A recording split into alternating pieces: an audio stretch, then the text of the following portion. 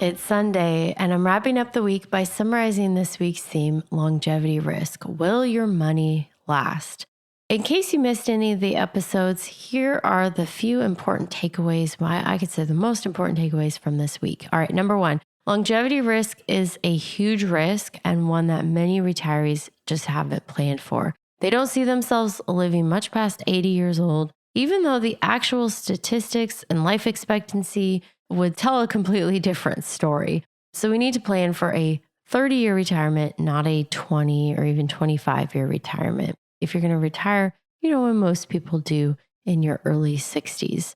Secondly, combating longevity risk means planning in advance, taking action well before you actually ever retire. I talked about some of the biggest things you can do to reduce longevity risk: working longer, deciding to pay off your house, save enough for retirement so you can have a lower withdrawal rate in year one, starting to fund a health savings account well before retirement, ideally in your 40s, and starting to invest that. But even in your 50s, you still have lots of time to maximize and invest the health savings account so you can use it for healthcare costs and retirement. So all of these things take coordinated action and planning ahead, and prioritizing saving over spending is really what it comes down to.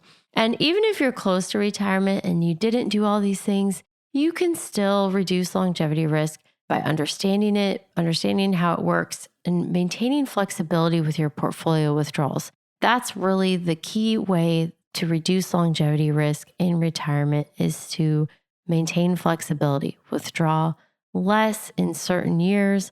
If you withdraw less overall, you're going to be able to pay for those unexpected and often really expensive emergencies that come up from time to time. And the goal here, obviously, is just to make sure your money lasts. All right, if you enjoyed this week's theme, subscribe and follow so you never miss an episode. Leave a review. Your feedback really helps me improve the podcast. I read all the reviews. It also helps new listeners find the show. So it's one of the best ways that you can share the show, just simply by leaving a review. And also share the podcast with a friend or family member who's getting close to retirement. And if you're interested in learning more about working with me, you can check out my website, truenorthra.com. And there's a button right there in the top right corner of the homepage. You can book a call with me to talk about whatever is on your mind related to your retirement. All right, so tomorrow I'm starting a brand new theme, Too Good to Be True: How to Spot and Stop Financial Scams Before It Is Too Late.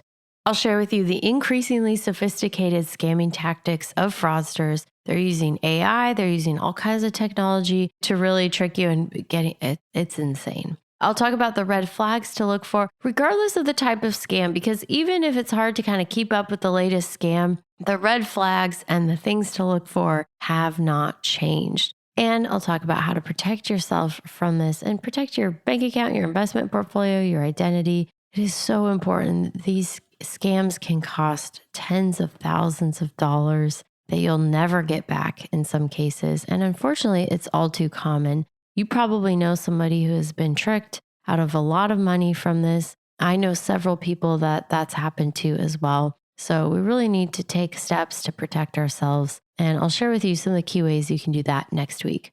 All right, I hope you have a blessed Sunday. My name is Ashley Michike, and this is the Retirement Quick Tips Podcast.